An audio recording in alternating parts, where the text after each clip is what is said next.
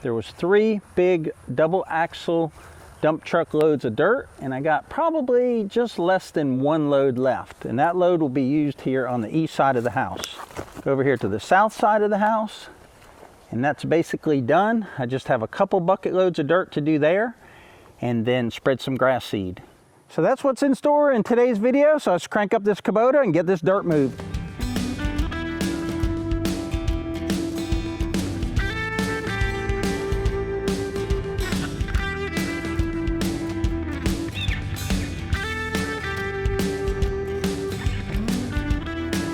So I got a good foot of dirt down there now, so I'm gonna back blade that a little bit and compress it with the weight of the tractor. I don't want that dirt to get too thick before I compress it, or else I won't be able to pack it real good.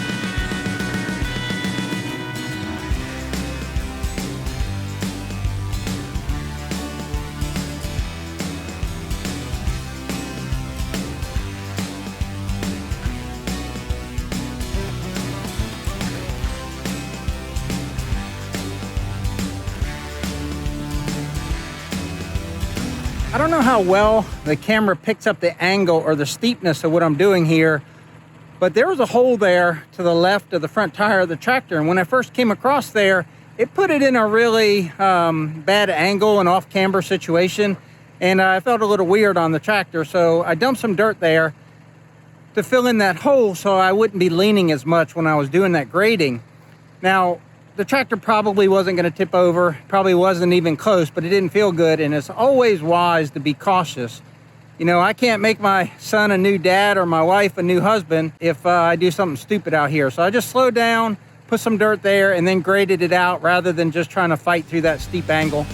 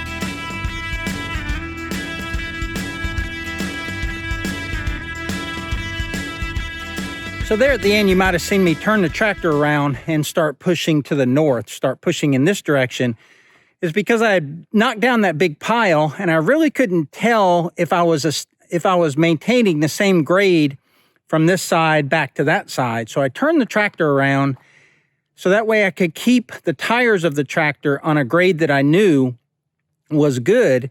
And then with the bucket extended, I could tell if I fell off of that grade. And let me turn this camera around and explain that a little bit.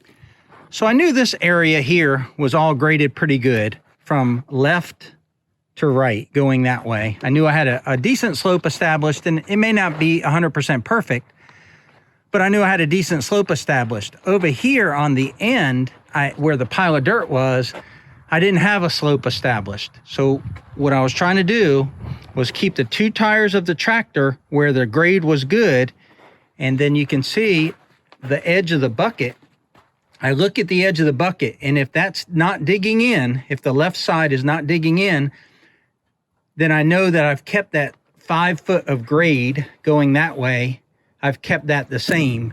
And then any dirt that collects in the bucket is going to go downhill to the area that would need dirt. And you can see the result on this side. that I took the grade that was where these front tires were, and by moving the dirt right to left or left to right, however it accumulated in the bucket when I had it at this angle, I was able to fill in any holes and then push that any excess dirt from where the pile was over to here. Now you see a hole right there in front of the camera. That dirt right there will go to that hole, and I'll come from this side. It might shade it out a little bit, but you'll see the extra dirt that was pushed off the edge here can now go over here and give me a consistent radius all the way around the house that's level and graded. So hopefully that makes sense. I don't have the box blade on the tractor, and actually I find with a box blade I overcut things. If you're doing a long straight stretch, I mean, a box blade is the right tool for the job, but it would have been extended the length of my tractor in these tight places. And I can do almost as good a job with the front end loader as I can with the box blade, and then I don't have to worry about hitting things. Also, my tractor's 5 foot wide, and I'm going up close against the bucket of the tractor is 5 foot wide, and I'm going up close against the house, but my box blade is 6 foot wide, so it extends another foot on the side, and that's really hard to look behind you and then drive forward, not hit the house with the front end loader, not hit the house with the box blade. So it's just better for me if I just use the bucket. I feel more in control, and I feel like I'm less likely to damage the house or damage the tractor and still get a decent job done with the grading. But I just packed this dirt with the end of this hoe, and what that does is keep it tight up against this foundation where I can't pack it with the weight of the tractor. And I'm trying to maintain about a 6 to 8 inch difference between the bottom of the hardy board cement siding and the top of my soil here, or the top of this fill dirt. All right, that's packed in good enough by hand.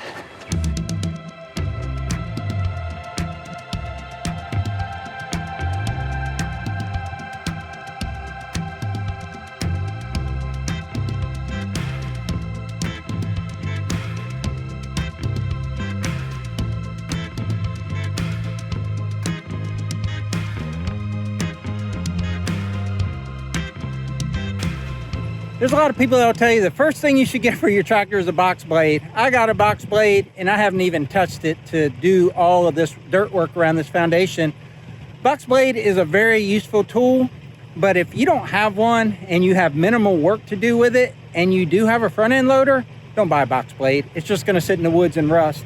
All this grading was done with that front end loader, a 5 foot standard bucket on a Kubota L3901, no box blade, and I moved the dirt and pushed it everywhere I wanted to, and I didn't run into the building. I got this the way I want it. It's sloped as good as it can be, but now I got to take the bucket off the tractor so I can get up close to the house and pack this edge and that edge.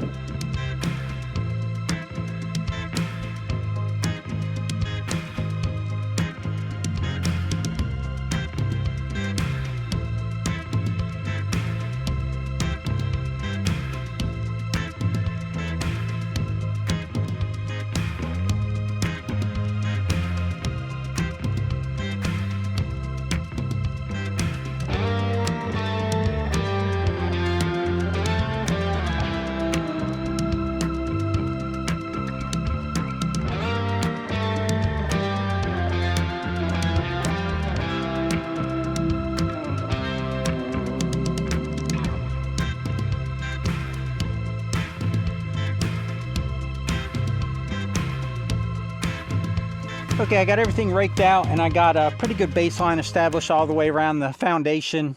It's within, an inch or two all the way across. There's some areas that could use a little bit more dirt, but I don't have any more dirt. I thought there'd be some left over, but there's not. So we're gonna go with what we got. I'm gonna spread some annual rye seed, and it may not do much, but it might start establishing some roots. And then I'm gonna do some Pensacola Bahia grass that I bought yesterday, and then I've got a couple bales of hay I'm going to spread in what I think are going to be the most erosion prone areas. There's no way to do this gracefully. I've just got a little Scott spreader here, little hand spreader. I'll fill it up with seed and just start spreading it out. Now this seed is cheap, so I'm going to put it out pretty thick. I mean, I'm just gonna lay a carpet of it down here. But I don't care if only 10% of this comes up. You know, if it get 50% germination and it starts making roots and dies off, then that's something to help hold the soil together. It's more than what's here now. The grass seed's all spread. I got the annual rye spread, and then I got the Pensacola Bahia grass seed spread on top of that. So that's sitting down there in like a thick mat of seed in that loosely raked in, well, it's packed down, but then I raked a little bit of dirt over it away from the foundation. So I got a little bit of loose dirt there. The seed will sit in there, and now I'm just going to use the back blade of the tractor and the tires of the tractor to push that seed down a little bit. And I got 2 bales of hay, so in the problem areas, I'll put some hay on there for erosion control.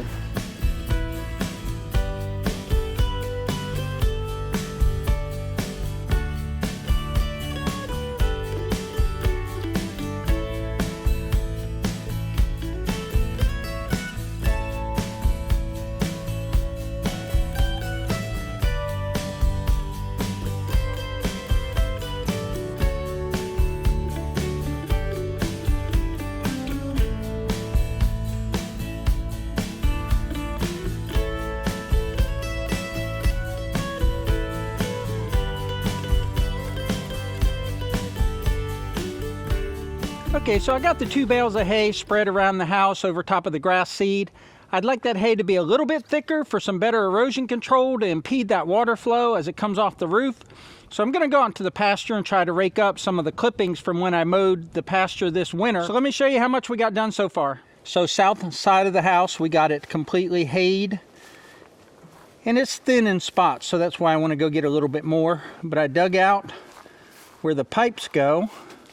So these are the hot and cold water pipes going into the kitchen, and they didn't put them deep enough into the concrete and the slab, so they're exposed. So they're gonna come back and patch them, put some concrete patch over top of them, if nothing else to make it look better. It's Florida, so you don't have a lot of danger of freezing. You can see I'm a little light on the hay on this end right here. Then I also dug out where the hot water heater and the sewage or the septic clean out is. Coming around here, could have a little bit more around those edges. And now I'm really worried about the runoff here, so I've got that as thicker than the rest, but you can see the dormer of the house, and water is obviously going to come off here and here more so than here, or just coming straight down this roof. So wherever those dormers dump their water, I want to get a lot of hay. So I'm going to try and use our own resources to solve this problem. So the grass was pretty thick here when I mowed it in November, and then again I mowed it in the new year just to kind of chop it up some more before the new grass came up. I didn't want it to smother the new grass coming up. So I see a lot of clippings here. It should be easy to fill that bucket.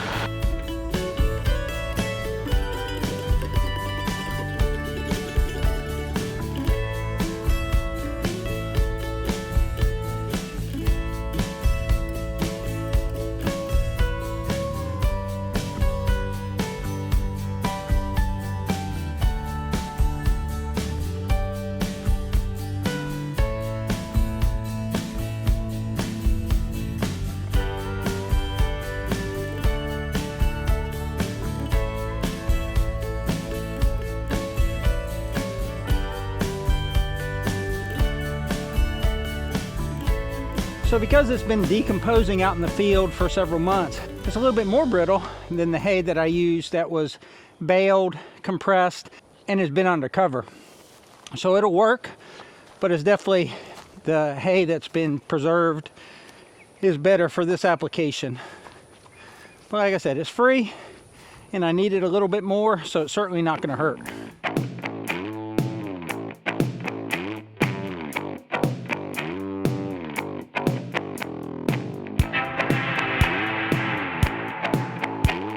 That's all I got for you today, folks. I got that job knocked out. Hopefully you enjoyed today's video. If you did, give us a like. That's that big thumb at the bottom. Click that for us. It'll really help out our channel. Subscribe if you haven't already and share with your friends. Otherwise, we'll catch you on the next one. Take care, y'all.